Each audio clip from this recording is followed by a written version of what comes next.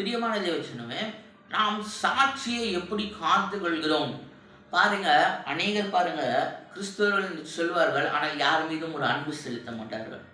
யார் மீதும் ஒரு கருணை இருக்காது. ஒரு காரியங்களுக்கு உதவ மாட்டார்கள். வேதத்தின்படி அவர்களுடைய வாழ்க்கை இல்லாத மாதிரி இருக்கும். ஆனால் தேவனை நம்பி இருக்கிறேன் என்று சொல்வார்கள். பாருங்க, காண்கிற சகோதரனிடத்தில் அன்பு கூறாத நீ காணாத தேவனிடத்தில் எப்படி அன்பு கூறுவாய்? பரிசுத்த ஆவியானவரை பெற்றேன் என்று சொல்கிற நீ நற்குணங்கள் உன்னிடத்தில் எல்லாம் விட்டால் நீ எப்படி அந்த காரியத்தின் வெளிப்படுத்துவாய்? இதெல்லாம் நம்ம கொஞ்சம் சிந்தித்து பார்க்க வேண்டும். இந்த நாட்களில் சாட்சியற்ற ஒரு வாழ்க்கையை நாம் வாழ்ந்து கொண்டிருக்கிறார்கள் அநேகர். பரிசுத்த ஆவி பெறுவதன் நோக்கம் நாம் பலனடைய வேண்டும், போராட்டங்களை மேற்கொள்ள வேண்டும், சாட்சியாய் வாழ வேண்டும். தேவச்சனமே, இந்த சாட்சி என்பது நம்ம சபையில மாத்திரமல்ல, நம்ம உறவினர்கள் மாத்திரமல்ல, நம்ம நண்பர் வட்டாரத்தில் மாத்திரமல்ல, நம்மளுடைய தொழில் வட்டாரங்களில் மாத்திரமல்ல, அது புறஜாதிகளின் மத்தியிலும் அநேகருக்கு வாழ்க்கையில நம்ம வாழ்க்கையை பார்க்கும் பொழுது தேவன் வெளிப்பட வேண்டும். அதுதாங்க, தேவன் வெளிப்படுகிற வாழ்க்கையை சாட்சியாய் வாழத்தான் பரிசுத்த ஆவியானவரை நாம் பெற்றிருக்கிறோம். அநேகர் மறந்து விடுகிறார்கள். நம்ம சாட்சியை இழந்து கொண்டிருக்கிறோம். இந்த நாட்டில் கிறிஸ்தவர்களுடைய வாழ்க்கை எப்படி இருக்கிறது? கிறிஸ்தவ வாலிப பிள்ளைகளோட வாழ்க்கை எப்படி இருக்கிறது? வாலிப பெண்கள், வாலிப சகோதரியர்கள், ஆண் பிள்ளைகள், பெண் பிள்ளைகள், குழந்தைகள், முதியவர்கள், அந்தந்த வயதில் வேலை செய்கிறவர்கள், அலுவலகங்கள் எப்படி இருக்கிறார்கள்? அவர்களை பாருங்க. நம்மளுடைய வாழ்க்கை எப்படி இருக்கு?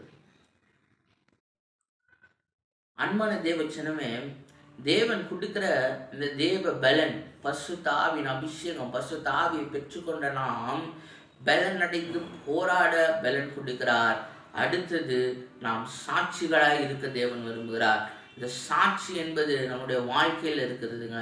நம்ம வாழ்கிற காரியங்கள், நம்மளுடைய நற்குணங்கள், நம்ம செய்கிற செயல்கள், இவைகளெல்லாம் நம்ம சாட்சி இருக்கிறது. இந்த சாட்சிகளை குறித்து பேச அநேக தருணம் கிடைத்தால் நான் மறுபடியும் அந்த செய்தியை நான் போஸ்ட் பண்ணுகிறேன். நம்மளுடைய சாட்சிகளை ஆராய்ந்து பாருங்கள். சபையில் நம்ம சாட்சி எப்படி இருக்கிறது? நம்மளுடைய வாழ்கிற தெருவில், வீட்டில், அக்கம் பக்கத்தில் நம்மளுடைய சாட்சிகள் எப்படி இருக்கிறது? கிறிஸ்துவர் என்று சொல்கிறோம், சபைக்கு போகிறோம், ஆனால் நம்ம வாழ்க்கையின் முறைகள் எப்படி இருக்கிறது? நம்ம எப்படி மற்றவர்களோடு கூட அணுகுகிறோம்? நம்மளுடைய வாழ்க்கை பர்சனல் லைஃப் எப்படி இருக்கிறது? சாட்சியுள்ள ஜீவியத்தை நம்ம வாழ்கிறோமா?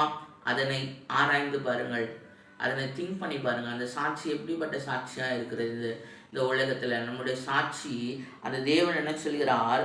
நீங்கள் பூமியின் கடைசி பரியந்தமும், ஹல்லேலூயா, பூமியின் எல்லை மட்டும் இல்லை, பூமியின் கடைசி, பூமி முடிகிற வரைக்கும், தேவன் வருகிற வரைக்கும், வானமும் பூமியும் அழிகிற வரைக்கும் அந்த கிறிஸ்துவ ஜீவியத்தின் சாட்சியை நிறைவேற்றும்படியார் நாம தேவனிடத்துல இந்த கொடுக்கப்பட்டது அந்த வாழ்க்கையை முடிக்கிற வரைக்கும் கூட தேவன் அந்த பரிசுத்த ஆவியானவருடைய நோக்கம் என்ன?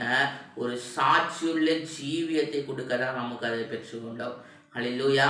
அவர் உணர்த்திட்டே இருப்பார் நம்மளுக்கு, நம்ம என்ன தவறு செய்கிறோம், நம்ம எந்த காரியத்தில் குறைவுள்ளவர்களாக இருக்கிறோம், நம்ம மன கஷ்டம் இருக்கிற நேரம், நம்ம ஒருத்தரை திட்டிட்டோமா, நம்ம ஒருத்தரை கெட்ட வார்த்தை பேசியிருக்கிறோமா, நம்ம கள்ளத்தனமாக எதாவது செஞ்சிருக்கிறோமா, எல்லாவற்றையும் தேவன் என்ன பண்ணுவார்? பரிசுத்த ஆவியின் மூலம் வெளிப்படுத்துவார்.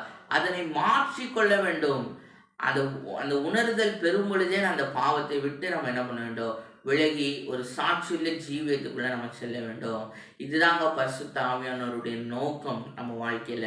நீங்க பெரிய காரியங்களை செய்யணும், நான் ஆண்டவருக்காக எதனா செய்யணும்னு அநேகர் நினைப்பாங்க.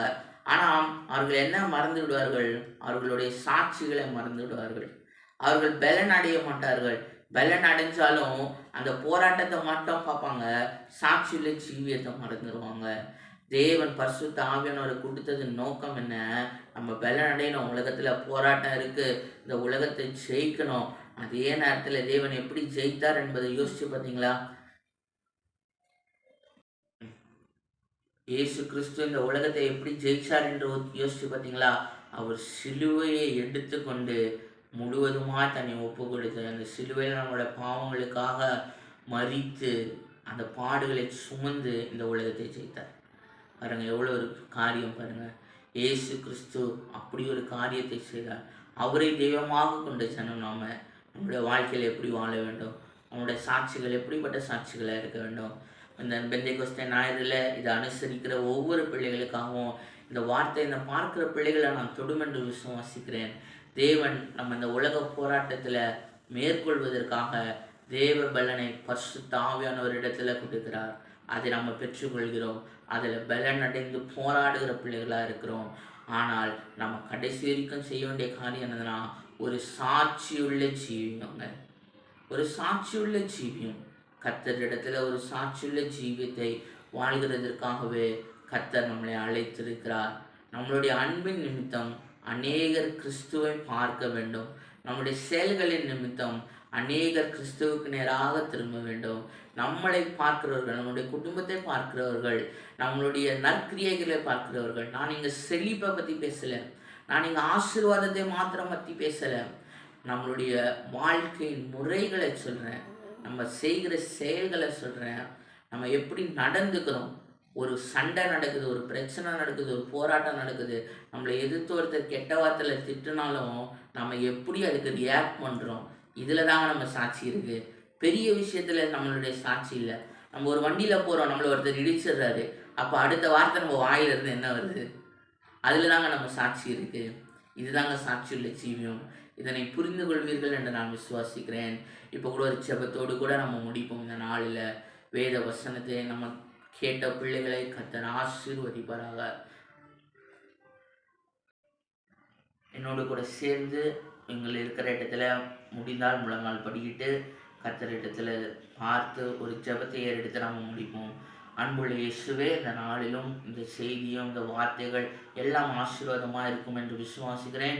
இதனை பார்க்கிற பிள்ளைகளுடைய இருதயத்தை நீங்கள் செயல்படுங்க, பலப்படுத்துங்க. கர்த்தர் அவர்களை நடத்தும்படியாய், எங்களையும் நடத்தும்படியாய், தொடர்ந்து இந்த ஊழியங்கள் நடக்கும்படியாய் தேவ கிருபை நிரப்புவதாக. இயேசுவின் நாமத்தில் ஜெபிக்கிறோம் எங்கள் ஜீவனுள்ள நல்ல பிதாவே. ஆமேன், ஆமேன், ஆமேன். உங்களுக்கு ஜெப உதவிகள் இருக்குமானால் நீங்கள் தெரிவிக்கலாம், கமெண்ட்டில் போடுங்க. என்னால் முடிந்த மட்டும் நாங்கள் ரிப்ளை பண்ணுறோம். இயேசுவின் நாமத்தினால வாழ்த்துதலையும் ஆசீர்வாதங்களையும் தெரிவித்துக் கொள்கிறேன். நன்றி.